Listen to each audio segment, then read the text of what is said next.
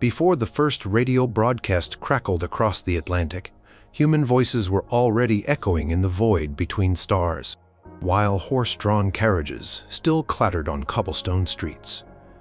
City skies in some worlds shimmered with the exhaust of star clippers returning from Alpha Centauri.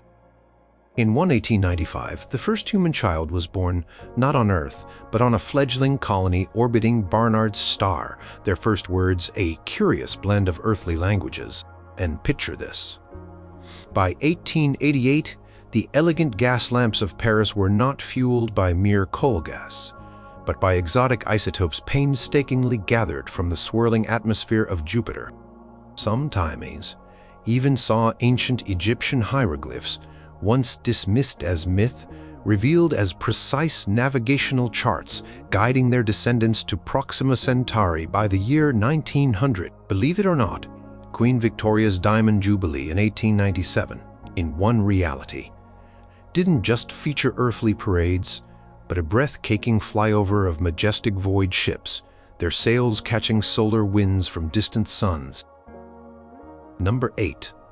The Star Corsairs of the Solar Emperor. Imagine a world where Napoleon Bonaparte, during his famed Egyptian campaign in 1799, stumbled upon something far more valuable than ancient relics.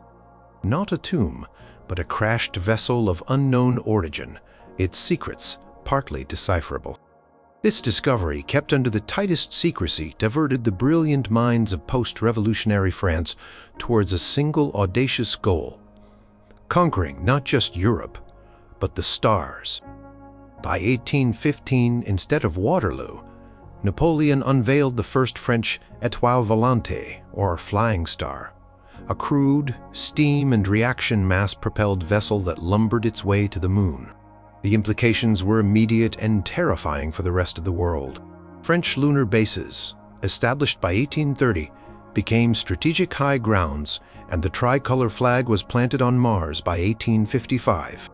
The Solar Emperor, as Napoleon's successors styled themselves, controlled access to off-world resources, particularly helium-3 from the Moon and exotic minerals from the asteroid belt. These fueled not only the earthbound French war machine, but also an ever-expanding space fleet. The ships themselves were marvels of pragmatic, brutalist engineering. Forget elegance. These were flying fortresses. Named after battles and marshals, the Austerlitz, the Ney, the Marengo, they were clad in thick armor, bristling with projectile cannons and early forms of directed energy weapons derived from the alien Bacchid. Propulsion evolved from volatile chemical rockets to primitive ion drives by the 1880s, allowing for faster, if still lengthy, interplanetary voyages. The journey to Mars, which took months in the 1850s, was down to weeks by 1890. By 1900, the French solar empire was eyeing the nearest stars. Probes, propelled by massive Orion-style nuclear pulse propulsion units, another closely guarded secret, had been launched towards Alpha Centauri and Barnard's star in the 1870s. The first transmissions from the Alpha Centauri probe, confirming a potentially habitable world, arrived in 1885, sparking a new wave of imperial ambition.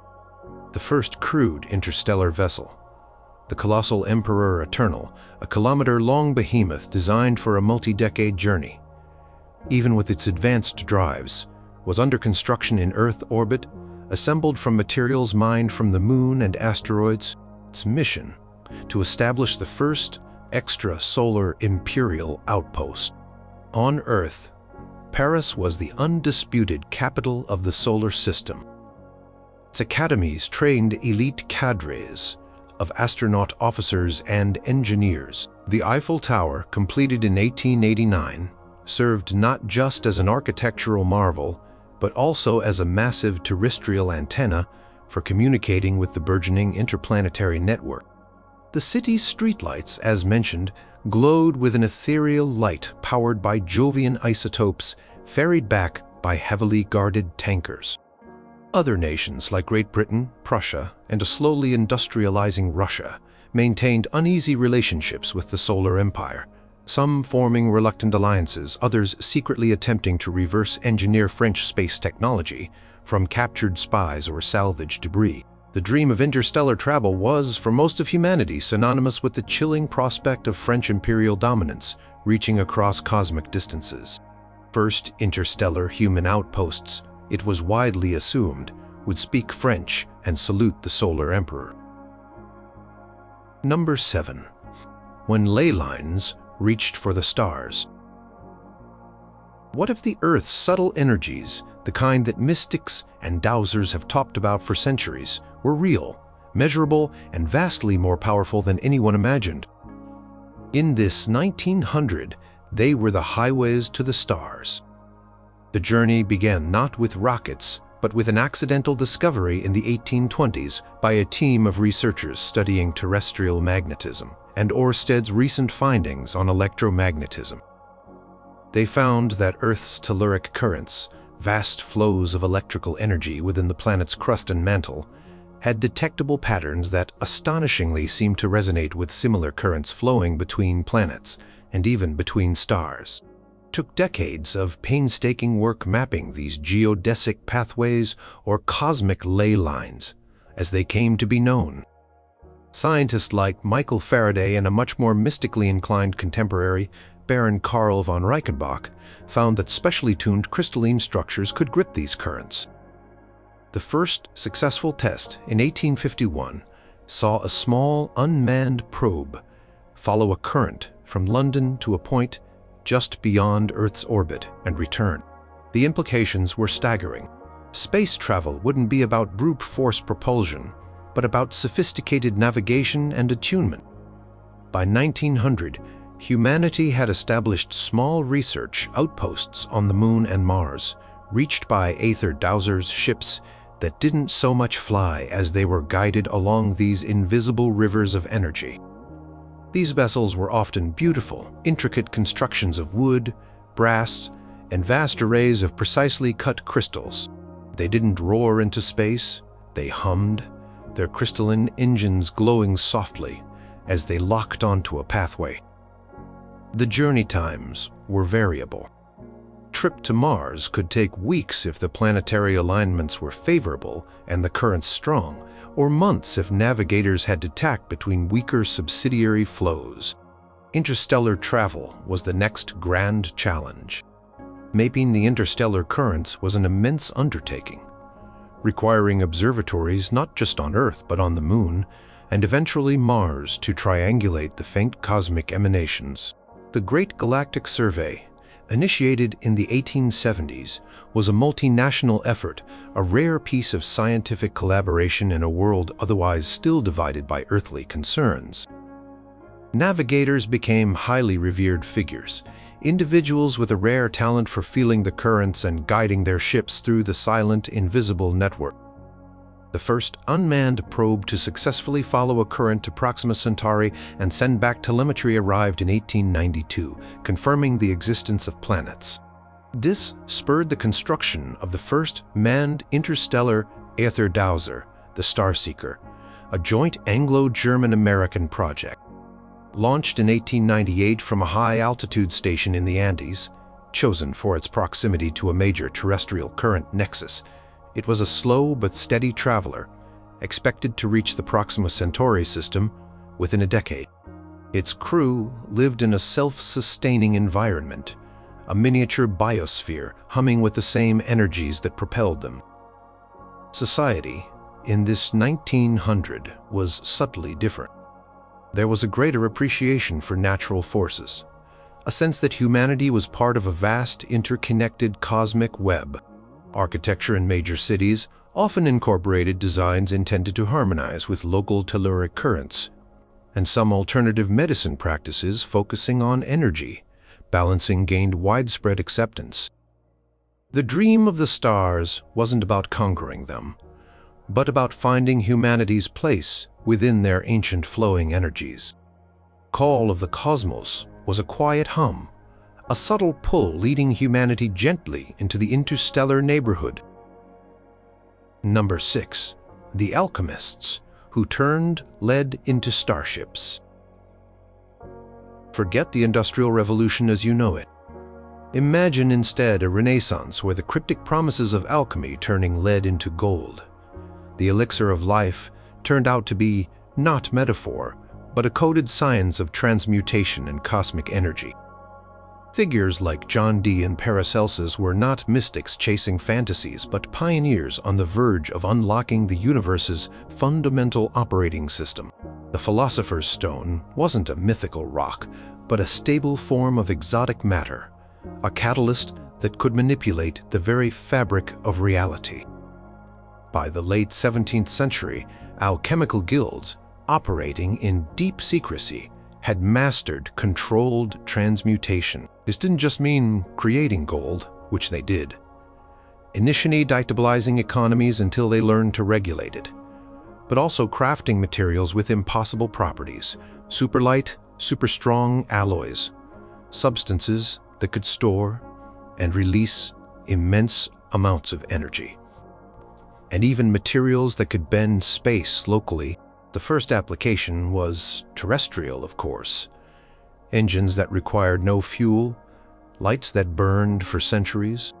But the alchemists, always looking to the heavens as the source of their art, soon turned their gaze upwards.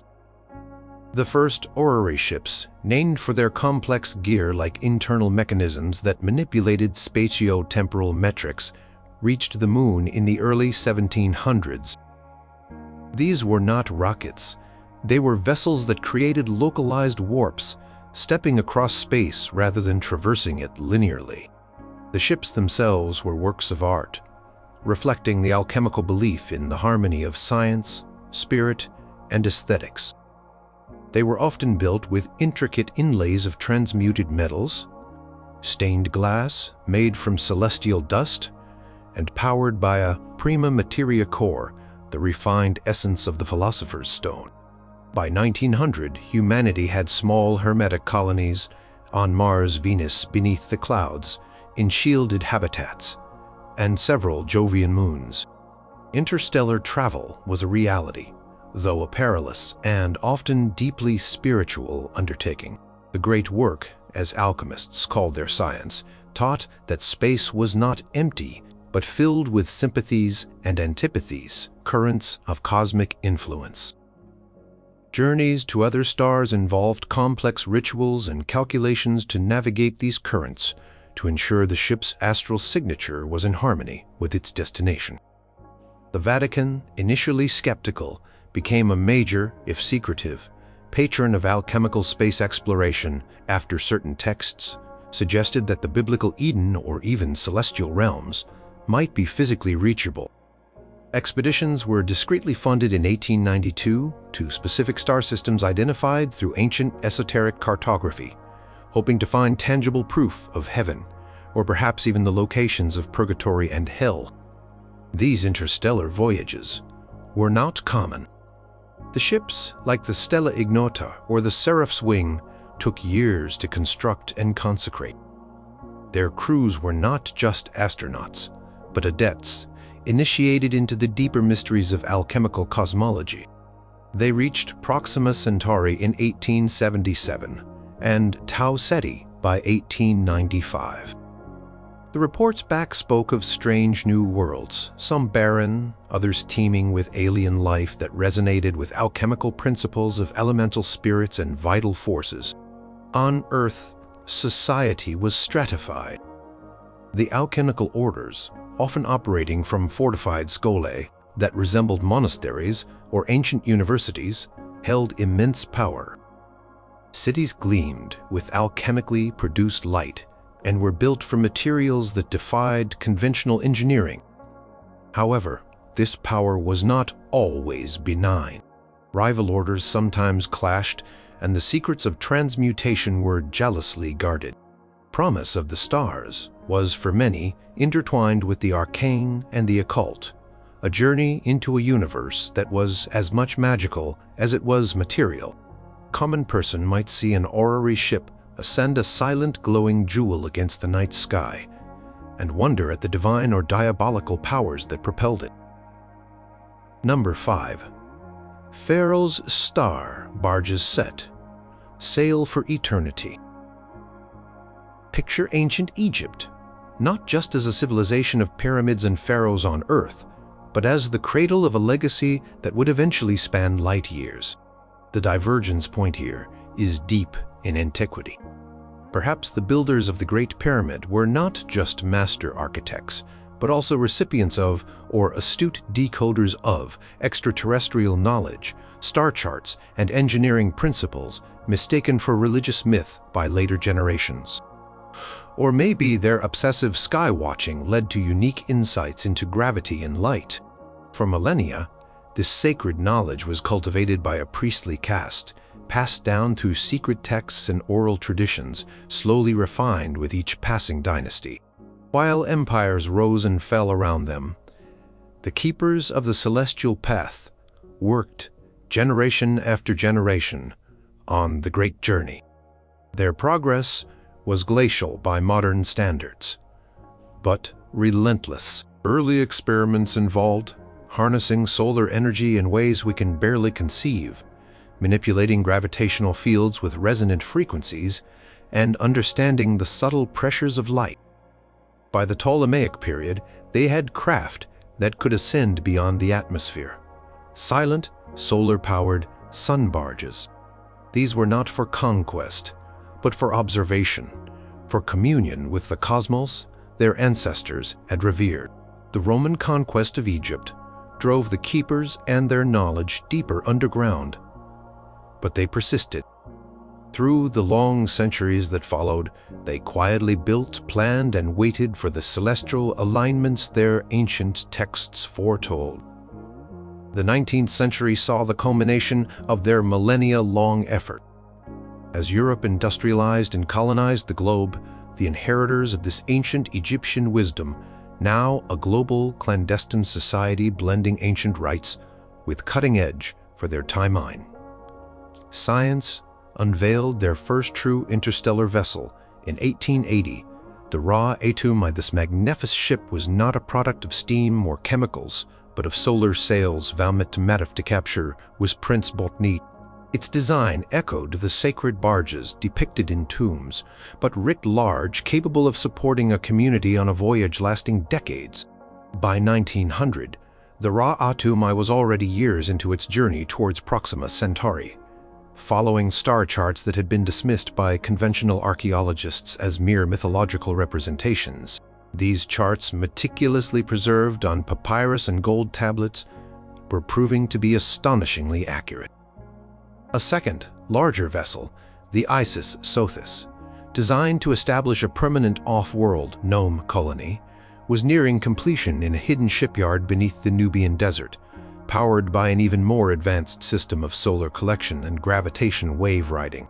Their goal was not empire, but the fulfillment of a prophecy, to carry the spark of Kem, ancient Egypt, to new homes among the stars, ensuring its eternal continuation. On Earth, the existence of this project was known only to a select few. The major powers of 1900 were largely oblivious, focused on their own terrestrial squabbles. If they noticed the occasional strange shimmer in the upper atmosphere, it was dismissed as an optical illusion. But for the initiates of the celestial path, humanity was already taking its first steps into the galaxy. Guided by the wisdom of the pharaohs, their star barges silently sailing the cosmic Nile towards an eternal destiny. The first messages from raw atom, confirming habitable planets, were expected within the next decade, whispered through specially constructed receiving stations disguised as ancient monuments. Number 4. When Queen Victoria claimed the stars for the empire. Imagine the year is 1851. The year of the Great Exhibition in London. Amidst the wonders of industry and art, a British geologist, working in a remote part of the Scottish Highlands, or perhaps a colonial officer in the depths of an unexplored African jungle, stumbles upon a strange pulsating meteorite. This meteorite contains not just new elements, but a substance dubbed aetherium. When subjected to certain electrical or magnetic fields, Aetherium generates a propulsive force that seems to push against the very fabric of the luminiferous aether, the medium then believed to fill all of space. The breakthrough was immediate and world-altering. Within a decade, rudimentary etheric flyers were chugging their way into the upper atmosphere. By the 1860s, the Royal Celestial Navy had commissioned its first etheric cruiser, HMS St. George A, brass and steel behemoth, its aetherium core glowing with harnessed power, its sails more like giant conductive vanes to catch and direct the etheric winds. The race for space was on, but it was a race Britain was determined to win, just as it had dominated the seas. By 1900, the sun never set on the British Star Empire. Lunar colonies, complete with domed cricket pitches and tea houses, dotted the Mare Imbrium. Mars, with its thin atmosphere and tantalizing, though ultimately misleading canals, was a major colonial enterprise, the ruddy jewel in the Empress of India's celestial crown. Martian resources, particularly vast deposits of iron and other metals, fueled the empire's ever-growing industrial and shipbuilding capacity. Hardy British colonists, alongside Indian sepoys and Australian diggers, toiled under crimson skies, sending wealth back to an Earth where London was not just the capital of Great Britain, but of a sprawling solar system-wide dominion. Interstellar travel came swiftly. Once the principles of aetherium propulsion were understood, scaling them up for faster-than-light travel by creating controlled aetheric ripples that allowed ships to surf through hyperspace or the upper aether was a matter of engineering. The first star clippers, elegant vessels with towering masts that were actually sophisticated etheric field projectors, reached Alpha Centauri in 1885. These ships, like the Empress of the Void or the Celestial Endeavor, carried explorers, merchants, and settlers to new worlds. Queen Victoria's Diamond Jubilee in 1897 was a truly spectacular affair, featuring not just parades of earthly regiments, but a breathtaking flyover of star clippers, their etherium drives, leaving shimmering trails across the London sky as they returned from voyages to Alpha Centauri and beyond. Other nations scrambled to catch up. The German Kaiserliche Sternenmarine, the French Flotte Cosmique, and even the ambitious United States Astral Cavalry engaged in a great game played out across the solar system and into the nearer star systems. Espionage was rife, with secrets of aetherium refinement and drive design worth more than any terrestrial kingdom.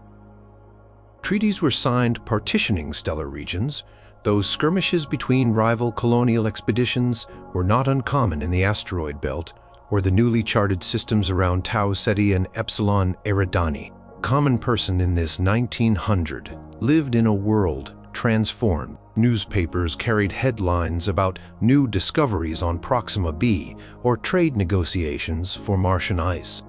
Young men and women dreamed of signing on for a tour of duty with the Royal Celestial Navy or seeking their fortune in the Centaurian outposts. The familiar sight of a star clipper, its brasswork gleaming, docking at a skyport high above major cities, was a daily reminder of humanity's incredible reach. The universe was British for the most part, and tea time was observed with rigid punctuality, even on distant alien worlds. Number 3. Humanity's first starships were gentle giants of the void. What if the key to interstellar travel wasn't found in mechanics or physics, but in biology? In this alternate 1830s, intrepid naturalist explorers, perhaps inspired by Darwin's voyages, but looking upwards or into the deepest oceans, made an astonishing discovery. Colossal, peaceful space-faring life forms. These void whales, or sky leviathans, as they came to be called, were initially mistaken for unusual atmospheric phenomena or mythical creatures. Some were found hibernating in the Earth's upper stratosphere, others in the Hadal depths of the ocean, possessing an unknown biology that allowed them to generate their own sustenance from cosmic rays and to navigate the vacuum of space, even making short natural jumps between celestial bodies, using an innate biological warp field. The initial challenge was communication. It took decades of patient work by linguists, biologists, and a new breed of xenoethologists to establish rudimentary understanding with these gentle giants. They learned that the Leviathans were ancient, wise, and traveled the interstellar currents for reasons tied to their complex life cycle. They were not interested in human conflicts or technologies, but they were curious and, eventually, willing to cooperate. By the 1870s, the first symbiotic voyages began. Humans didn't build starships. They were invited aboard the Leviathans. Small, specially designed rider pods, or howdahs of the heavens, were constructed self-contained environments that could be securely attached to the Leviathan's massive bodies. These pods provided life support and research facilities for the human passengers, who were more like honored guests than crew. The Leviathans navigated, choosing their own paths through the galaxy, taking their human companions along. Interstellar travel by 1900 was therefore a very different experience. It was slow, often unpredictable, dictated by the Leviathan's own mysterious migrations and needs. But it was also wondrous. Humans journeyed within living vessels, feeling the subtle thrum of colossal muscles, witnessing firsthand the birth of nebulae through the Leviathan's senses, which could perceive far more of the cosmic spectrum than human instruments. The first humans to reach Proxima Centauri did so in 1888, not as conquerors but as passengers on a millennia-old migration route. They brought back tales of incredible alien ecosystems, observed passively from the safety of their pods, or occasionally with the Leviathan's benign permission during short tethered excursions. Society on Earth was profoundly impacted. The discovery of intelligent, space-faring life, and gentle, wise life at that, reshaped philosophy, religion, and art. The aggressive, industrializing pace of the 19th century was tempered by a new sense of humility and interconnectedness. Nations still existed, but a global Leviathan Stewardship Council coordinated all interactions with the spacefaring creatures, ensuring their well-being and respecting their autonomy. The focus wasn't on exploiting space, but on learning from it and from its oldest inhabitants. The starports of this era were not gleaming metal towers, but serene coastal sanctuaries or high-altitude reserves where humans and Leviathans could interact. Children grew up reading stories of the star riders and the worlds they visited, dreaming of one day being chosen for a voyage. Technology still advanced, but often in biomimetic directions, learning from the Leviathan's incredible biology. The shocking fact that giant bioluminescent creatures once mistaken for angels or celestial omens by early astronomers were actually humanity's first starships was by 1900 a simple, beautiful truth of their existence. Humanity had touched the stars, not by its own might, but through an extraordinary friendship. Number 2. When Renaissance artistry forged the path to the planets. Imagine Florence, not in the 1490s of Savonarola's purges, but as the birthplace of cosmic exploration. Leonardo da Vinci, or a contemporary of similar genius, doesn't just sketch flying machines. He deciphers the fundamental principles of gravity or invents a reactionless drive. Perhaps a hidden manuscript from classical antiquity, rediscovered and understood, provides the key. Suddenly, the intricate clockwork mechanisms of the Renaissance, the mastery of gears, levers, and artistic design are applied to a far grander canvas, the solar system. The first ornithopters of the void, as these early craft were poetically named, were marvels of polished wood, brass, and stretched canvas, their interiors adorned with frescoes, their mechanisms clocking with the precision of a Florentine clock. They ascended in the 1480s, not with roars of fire, but with the quiet hum of Da Vinci's etheric screw or gravitational balancers. The moon was reached by 1500, its stark beauty captured in sketches by artist astronauts from the workshops of Botticelli or Perugino. The Renaissance papacy, quick to see the potential, became a major patron. Expeditions were sent to Mars and Venus, not just for science, but to seek signs of God's wider creation, perhaps even to find unfallen worlds. The Italian city-states, already rivals in art and trade, now competed in celestial exploration. Venetian star galleons and Genoese celestial carracks, funded by wealthy banking families like the Medici, plied the interplanetary routes by the 1600s, their designs evolving but retaining a distinct Renaissance elegance. By 1900, this timeline had a deeply different feel. Humanity had been a spacefaring civilization for 4 centuries. The dominant powers in space were not new industrial giants, but the old European kingdoms that had embraced this early leap: Italy, Spain, Portugal, and France.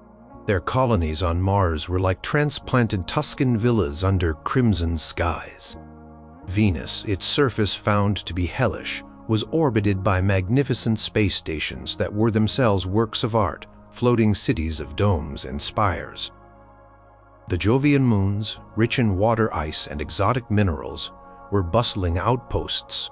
Interstellar travel was achieved in the late 18th century, using refined versions of the original reactionless drives, now powered by compact voltaic piles of immense capacity or even early forms of atomic power, stumbled upon through alchemical-style experimentation with rare earths mined from asteroids. The ships were grand, more like stately celestial palaces than mere vehicles, their interiors filled with libraries, art studios, and observatories. Captains were as likely to be philosophers and poets as engineers. Proxima Centauri's planets were being mapped, and the first tentative colonies were being established, not as grim survival outposts, but as attempts to create new Edens, guided by humanist ideals. On Earth, culture was steeped in this long history of space travel. Operas were written about voyages to Saturn's rings. Epic poems celebrated the first Centaurian landings. Fashion incorporated celestial motifs. Science and art were not seen as separate disciplines, but as two sides of the same coin, a direct legacy of their joint birth in the Renaissance. The year 1900 saw preparations for a grand quincentennial celebration of the first lunar landing, a testament to a humanity that had reached for the stars with grace, artistry, and an enduring sense of wonder. A child born on a Barnard star colony in 1895 might have been lulled to sleep by lullabies played on a lute, their nursery decorated with hand-painted frescoes of Earth. Number 1. The analytical engines that calculated the cosmos. In this reality, Charles Babbage didn't just design his analytical engine in the mid-1800s. He, along with the visionary Ada Lovelace, actually built a fully functional, massively powerful version. And Lovelace, in her notes, didn't just predict computer music. She theorized how the engine's computational power could model and manipulate the very deepest structures of physics, quantum mechanics, decades before its historical discovery. Their breakthrough, around 1860, was that space-time wasn't just a stage, but a computable, manipulable fabric. By applying incredibly complex calculations run on vast steam and clockwork-powered analytical engines filling entire city blocks, they found it was possible to create localized distortions in space, effectively recalculating an object's position from one point to another instantaneously. The first test was a sensation. A small brass sphere vanished from a lab in London and reappeared a moment later in a receiving chamber in Manchester. Teleportation was born.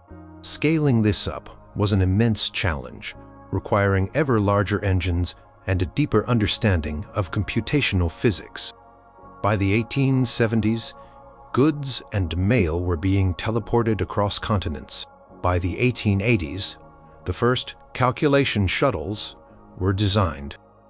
These weren't ships in the traditional sense. They were heavily shielded chambers whose destination coordinates were meticulously programmed into planetary-scale Babbage engines. With an immense surge of power and a deafening cacophony of whirring gears and clicking relays, the shuttle and its occupants would be regridded to the Moon, then Mars.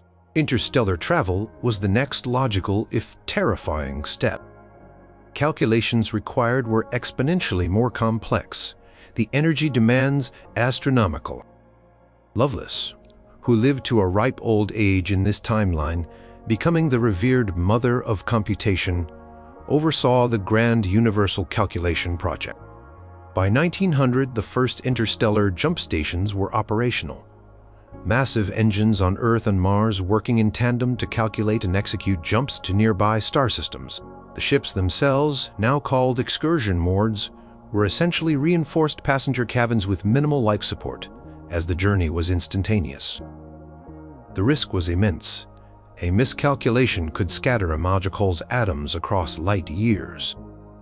The first successful manned jump to Proxima Centauri occurred in 1896. The team of Comptonauts returned with readings and samples. Their descriptions of an alien world causing a global sensation disseminated via telegraph and the burgeoning kinetoscope parlors. By 1900, regular, if still highly risky and expensive, jumps were being made to Alpha Centauri and Barnard Star, where automated probes had identified potentially habitable worlds. The focus was on scientific exploration and the search for resources, particularly rare elements needed for the construction of even more powerful analytical engines. Society in this 1900 was on the cusp of an information age unlike any other. Programmers and engine logicians were the new elite. Cities were interconnected by networks of teleportation tubes for goods and pneumatic message systems for data, punch cards mostly. The world was shrinking rapidly, and the universe was suddenly open, provided one had enough computational power. Concept of travel itself had been redefined. There was no journey, only departure and arrival. The philosophical implications were still being debated in salons and universities. If you were disassembled and reassembled light years away, were you still you? But for most, the wonder of stepping into a booth in London and emerging minutes later on a newly surveyed alien prairie, the air fresh with unbreathed alien scents, was a marvel that overshadowed all other concerns. Humanity had not sailed or flown to the stars. It had calculated its way there